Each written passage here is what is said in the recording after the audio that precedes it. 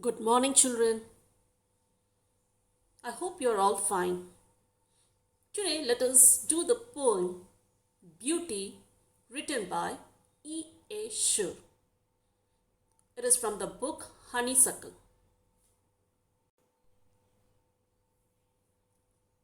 Children, what is beauty? How can you describe what beauty is? Suppose I ask you to give me a list of things that you feel is beautiful. What is that you would try to give me? You might say a flower is beautiful. It has got beauty. The scenery has got beauty in it. Or you can say she is very beautiful, isn't it? So you can give me a long list of things that is beautiful. Then can you tell me what is beauty? So maybe you'll say that beauty is something that gives you joy, happiness, soothes your heart and mind, which you get attracted to, isn't it? So let's see what a poet E. A. Shure has to say about beauty. Let's read the poem first. Beauty. Beauty is seen in the sunlight, the trees, the birds, corn growing, and people working or dancing for their harvest.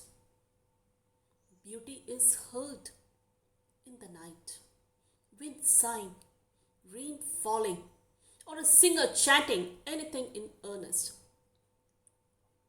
Beauty is in yourself, good deeds, happy thoughts that repeat themselves in your dreams, in your work, and even in your rest. So this is the poem written by E. A. Shure. Now let's look into the word meanings. The first one is beauty. The quality of being pleasing or something that gives pleasure, especially when you look at it. Second one is corn. The chief cereal crop of wheat, oats, maize, barley, etc. The next one is harvest. It means the time of the year when the crop is ready. The next one is sigh. Sigh means sound of a deep, loud breath or exhale taken in relief. The next word is chanting. Chanting means singing. Next one is deeds.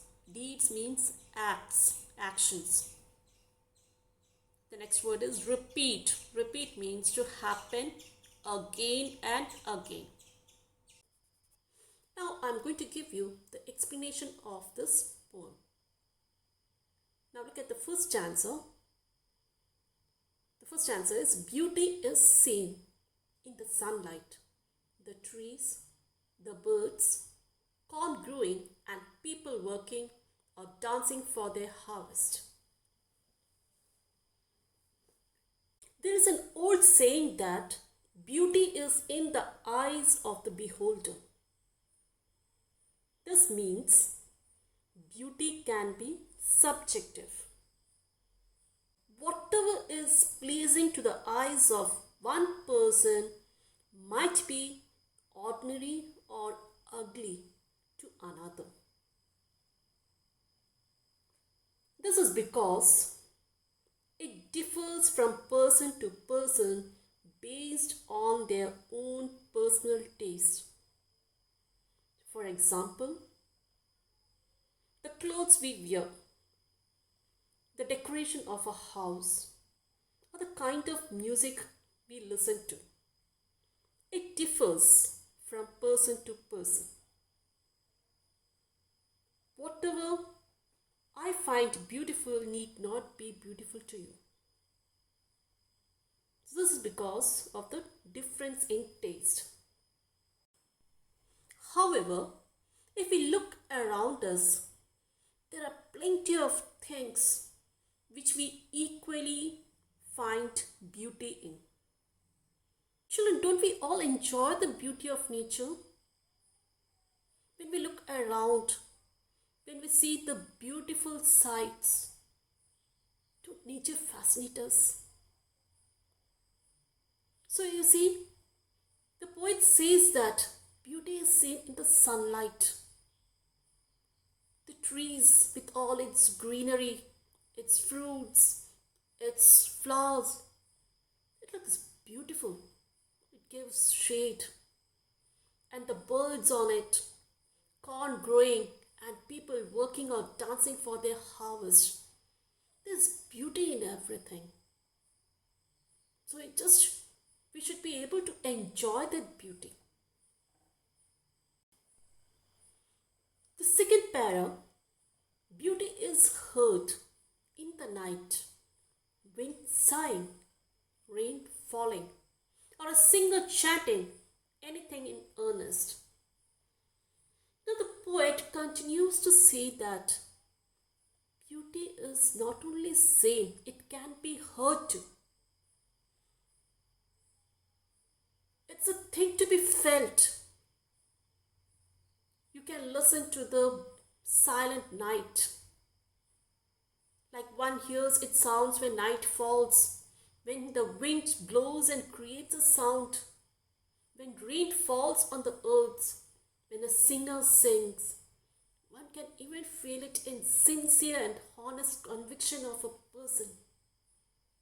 It's just that we should have that attitude, that openness, that eagerness to see beauty in everything.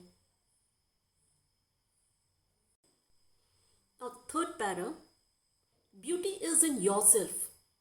Good deeds, happy thoughts that repeat themselves in your dreams, in your work, and even in your rest.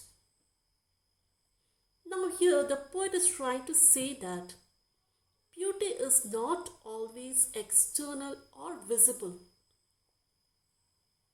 It is within and it can be abstract also. You must have heard that we should not look into the outer beauty of a person.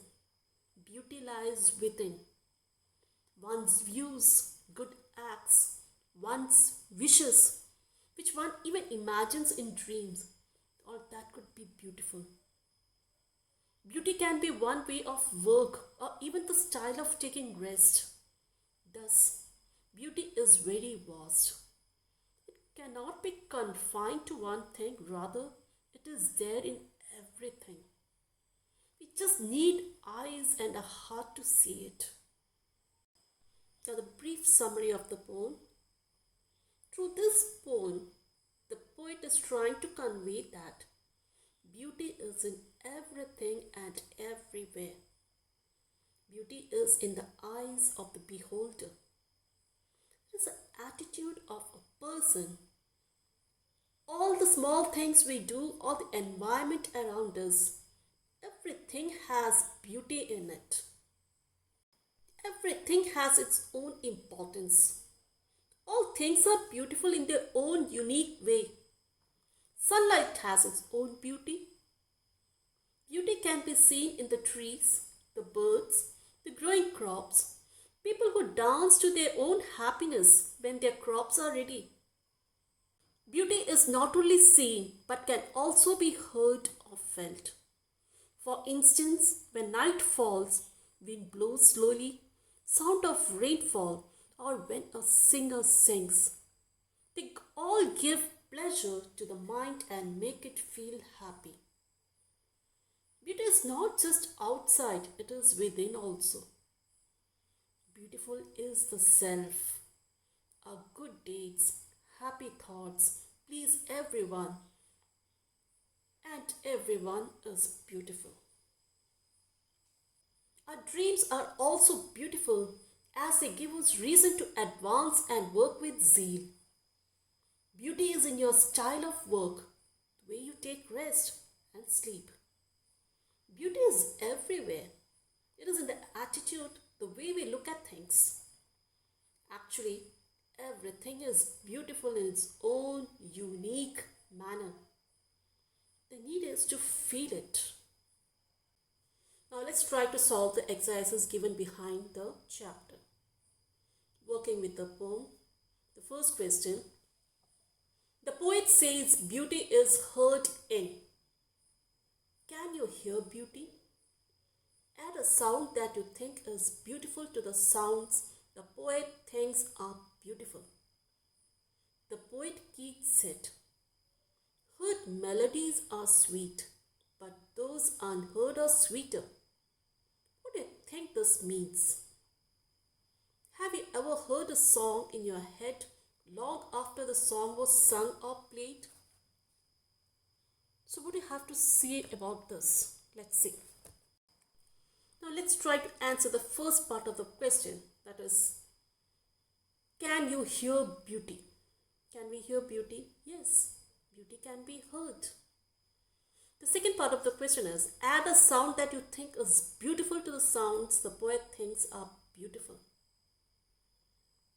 So we can say, I find beauty in sounds like the chirping of birds, the melodious notes of the skylark, cuckoo, or the nightingale, murmuring of leaves, trickling and gurgling sounds of water, etc. They are all very pleasing to my ears. But that pleasure is also incomplete as we have visualized perfect beauty in our imagination, and we expect to hear that. At times, we long to hear the voice of someone dearest to us, which may appear sweeter and beautiful than anything else when heard after we have missed them for long. Beauty can be heard even in the chanting of prayers in holy places, giving us eternal joy. So from this you can select any points and write it accordingly. Second question. Read the first and second stanzas of the poem again. Note the following phrases: corn growing, people working or dancing, wind sighing, rain falling, a singer chanting. This could be written as corn that is growing, people who are working or dancing. Now, can you rewrite the other phrases like this? Why do you think the poet uses the shorter phrases? So in the similar way, you have to rewrite the other phrases that is given above. Let's see. Wind sighing. We can write wind that is sighing. Rain falling. So you can write rain that is falling. A singer chanting. A singer who is chanting. The poet perhaps uses the shorter phrases to enhance its beauty by trying to give a musical effect. Now the fourth question, write a paragraph about beauty. Use your own ideas along with the ideas in the poem. So if you want, you can discuss it with your partner or anyone there. So I've just given you a brief account on beauty. You can come up with your own points too. It is difficult to describe or define beauty. A whole life is a mad search for beauty in different forms. Beauty attracts everybody and is appreciated all over the world. Every fine art is a treasure house of beauty, be it dance or poetry or sculpture. It is visible in the sunlight, the trees, the birds, the crops, and the harvesters who dance merrily.